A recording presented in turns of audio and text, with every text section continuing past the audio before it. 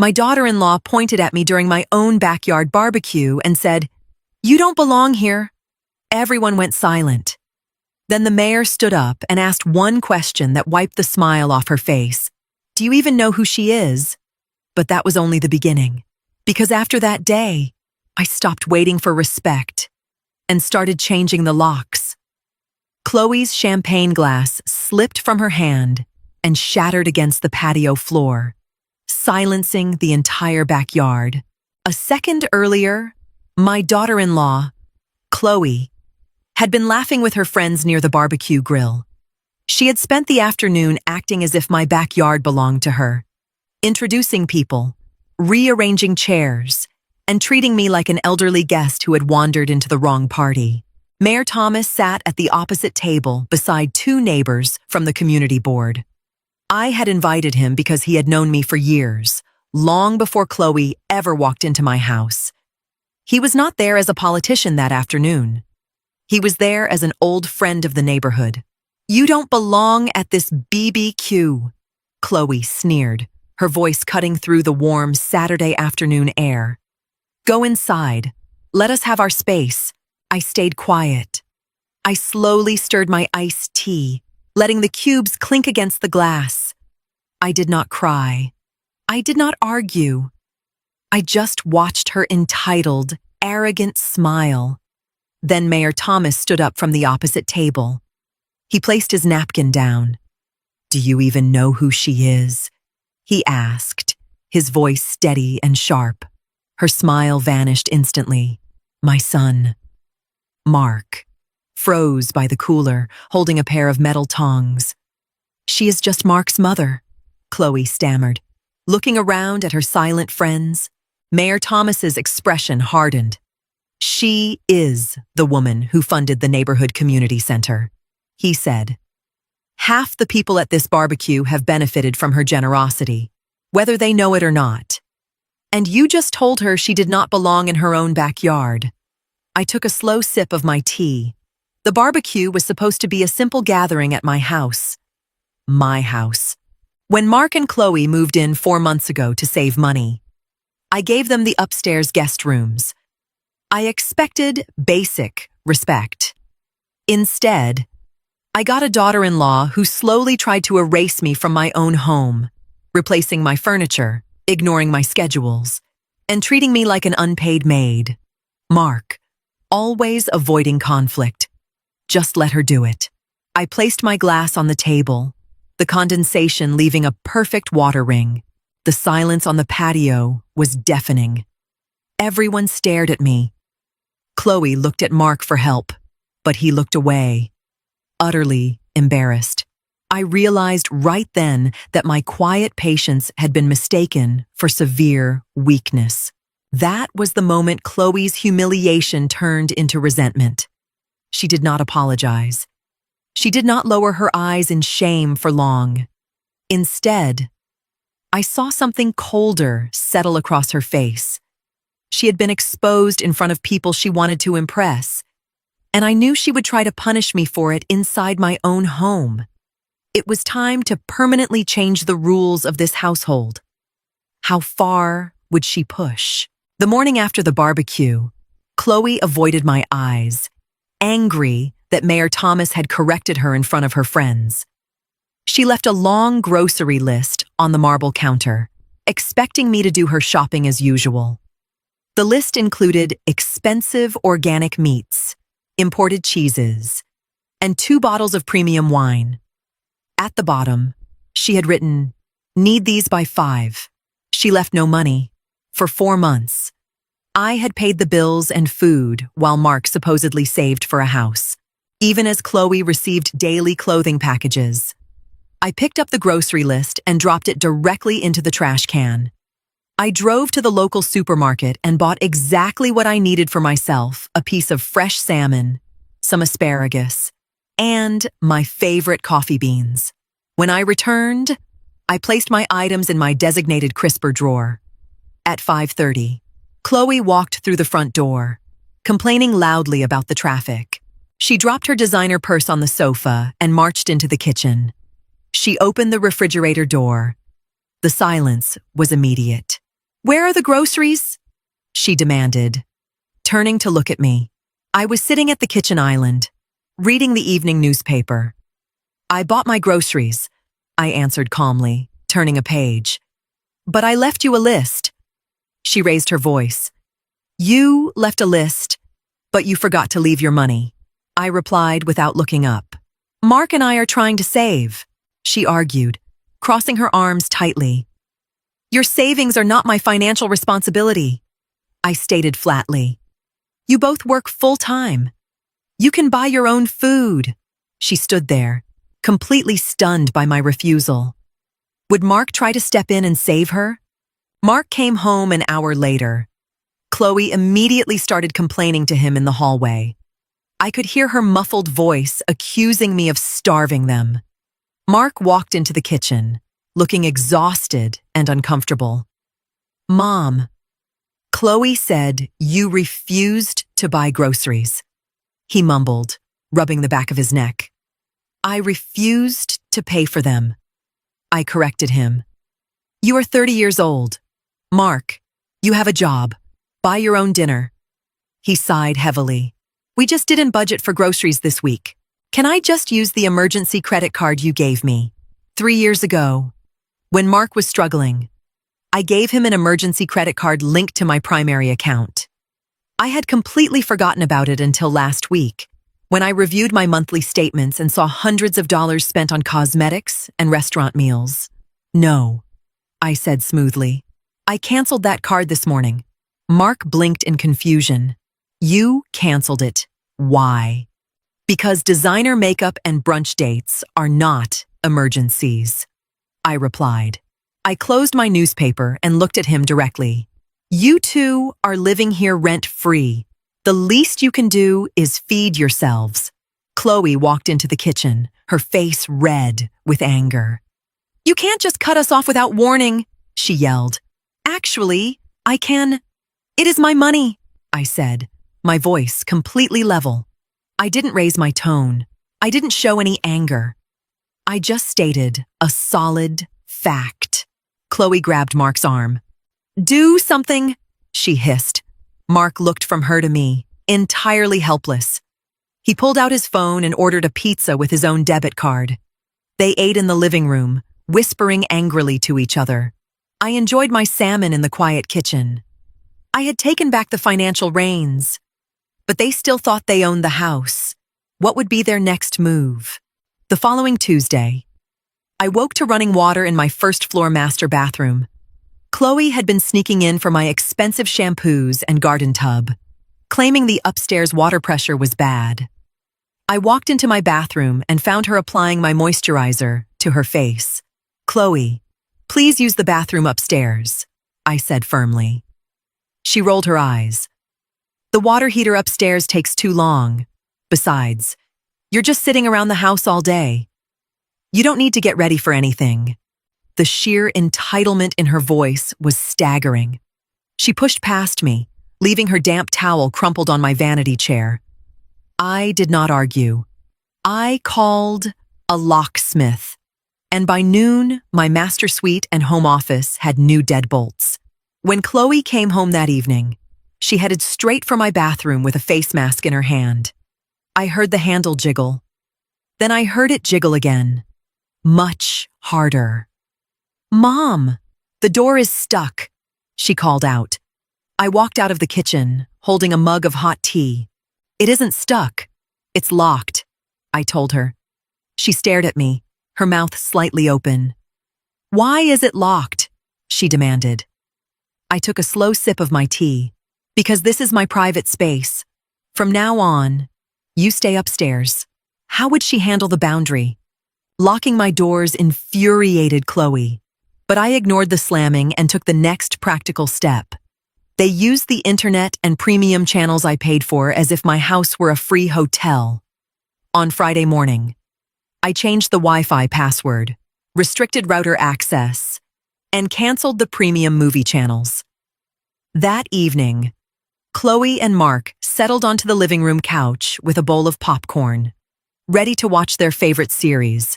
I was reading a book in my armchair. Suddenly, the television screen went black, displaying a connection error. Mark tapped the remote. The Wi-Fi is down, he muttered. Chloe pulled out her phone. My phone isn't connecting either. Mom, did you mess with the router? I slowly placed a bookmark between the pages of my novel. I changed the password. I answered simply, "Give it to us," she demanded, holding her hand out. "No," I replied. "The internet bill is in my name, and I pay for it. If you want high-speed internet for your entertainment, you can set up your own account with the provider." Mark sighed, rubbing his temples. "Mom, please. We just want to relax." "So do I said, looking at the mess they had left on the coffee table. "You can use your cellular data." They sat in utter silence.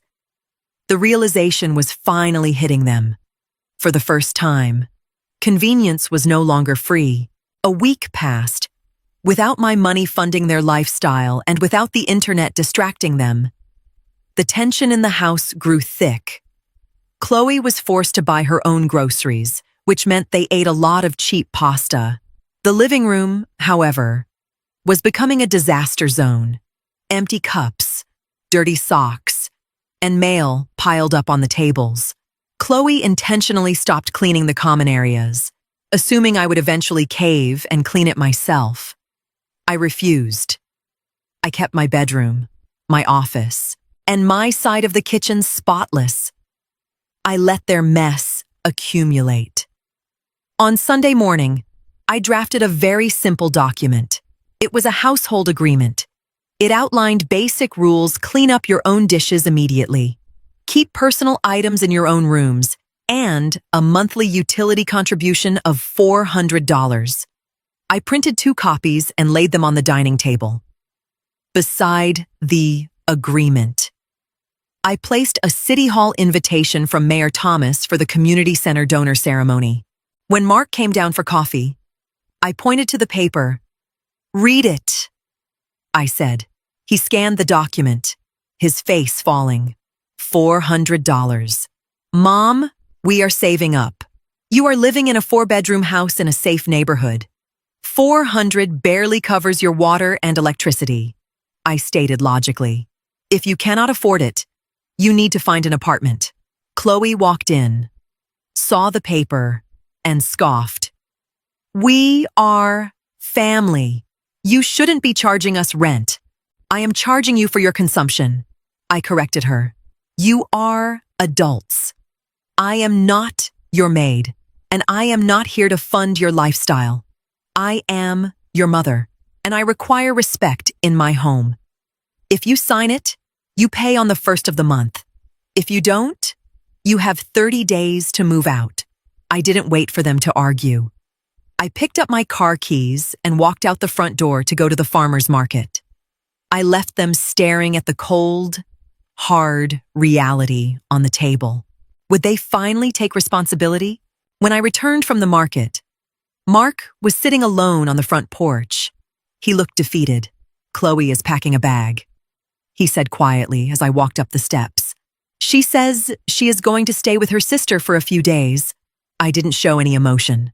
"That is her choice," I replied, unlocking the front door. Mark stood up and followed me inside.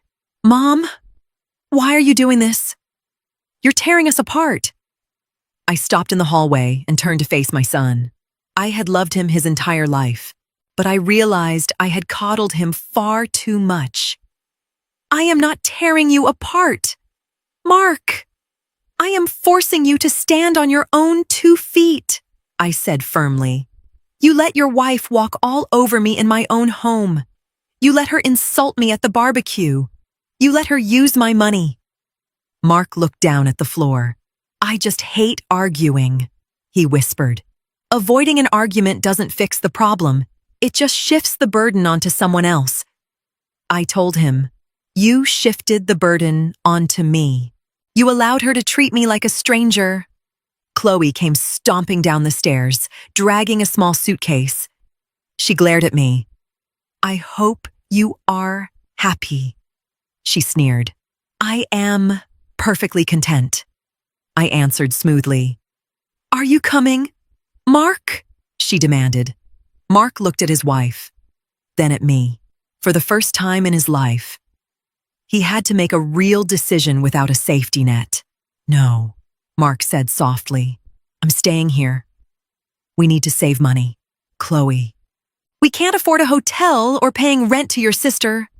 Chloe's face twisted in shock. She had expected him to follow her like a lost puppy. Without another word, she stormed out the front door, slamming it behind her. The house was quiet again. What would Mark do now? With Chloe gone for the week, the house underwent a drastic change. Mark was forced to confront his own terrible habits. The first evening, he left his dinner plate on the counter. I didn't say a word. I simply picked up the plate, walked upstairs, and placed it directly on his bed. The next morning, he washed his dishes immediately. It was a harsh method, but it worked. Without Chloe constantly whispering in his ear, Mark began to see the reality of the situation. He saw how quiet and peaceful the house was. He noticed how much less trash there was. On Thursday evening, he sat across from me at the kitchen table. He had a calculator and a notebook. I looked at our bank statements. He admitted, looking thoroughly embarrassed, Chloe has been spending almost $1,000 a month on clothes and restaurants. We haven't saved anything. I sipped my evening tea. I know, I said gently. Financial control is the foundation of an independent life. When you don't track your money, you lose control of your choices. Mark rubbed his eyes. I just let her handle it because she said she was better at it. Never hand over the keys to your life just to avoid a difficult conversation, I advised him. You are a married man. You need to be an equal partner, not a passenger. He nodded slowly. He pulled out his checkbook and wrote a check for $400. He slid it across the table to me. For the utilities, he said. I took the check and placed it in my pocket. I didn't thank him, because he was simply fulfilling a basic obligation. But I gave him an approving nod. He was finally waking up from his passive slumber. But the real test was approaching. Chloe would eventually have to return. Would he stand his ground when she came back? Chloe returned on Sunday afternoon. She walked through the front door expecting an apology. She expected Mark to beg her to stay, and she expected me to have relented. Instead, she walked into a house that was entirely clean, quiet, and functioning perfectly without her. Mark was in the living room, folding his own laundry. I was in my garden, watering my tomatoes. Chloe dropped her bag loudly in the hallway. I'm back, she announced. Mark looked up from his laundry. Welcome back, he said calmly. He didn't rush over to hug her. He didn't apologize. Chloe frowned, clearly unsettled by his lack of desperation. She walked into the kitchen and opened the refrigerator. She found it neatly organized, with Mark's groceries on one shelf and mine on the other. Did you buy groceries? She asked. Yes, Mark called out. I also paid Mom the utility money. We are strictly sticking to a budget from now on. Chloe marched into the living room. You paid her with our money. With my paycheck? Yes, Mark replied, folding a shirt. And I removed my card from your premium clothing subscriptions. I already called the bank. Before Chloe could answer, my phone rang. Mark read the screen quietly. Mayor Thomas. I answered, and the mayor confirmed next week's donor ceremony. Chloe heard every word. Outside these walls, people still remembered exactly who I was. Chloe's face turned pale. There was no screaming, no threats, no dramatic eviction. Just Chloe standing in the living room, realizing she had overplayed her hand and lost the one thing she had been using against everyone control. She had no financial leverage. She had no emotional leverage over Mark anymore. She looked out the window and saw me peacefully trimming my rose bushes. I didn't even look up at her. The boundaries had been drawn in solid concrete. She was no longer the queen of the castle. She was just a guest who had to follow the rules. She sat down on the sofa, completely defeated by the quiet reality of the situation. Her reign of entitlement was officially over. How would they move forward? A month later, Mark and Chloe moved out. There was no dramatic blowout or tearful goodbye. The reality of paying utility bills, doing their own chores, and living under my strict boundaries proved too restrictive for Chloe's ego. They found a small, modest apartment on the other side of town. It was exactly what they could afford on their actual budget, without my invisible financial padding. On moving day, I stood on the porch and watched them load the last of their boxes into a rented truck. Mark walked up the steps and hugged me. It was a tight, genuine hug. "Thank you, Mom," he said quietly, "for everything." I patted his back. "Take care of yourself, Mark. Remember what we talked about." Chloe stood by the truck. She gave me a stiff, awkward wave. I nodded politely in return. I didn't need a fake apology, and I didn't need to force a warm reunion. We both knew exactly where we stood, and that clear boundary was the best possible outcome. I watched the truck pull out of the driveway and disappear down the street. I walked back inside my house and locked the front door. The silence was not empty. It was deeply peaceful. I walked into the kitchen, poured myself a glass of iced tea, and sat by the window. I had protected my sanctuary without a single lawyer, without calling the police, and without losing my dignity in a screaming match. Mayor Thomas did not save me that day at the barbecue. He simply reminded everyone that quiet women are not weak women. The real work came later, canceling the card, changing the password, locking my private rooms, and asking 2 adults to pay for what they used. I picked up my book and began to read. The house was mine again, quiet, protected, and finally, at peace.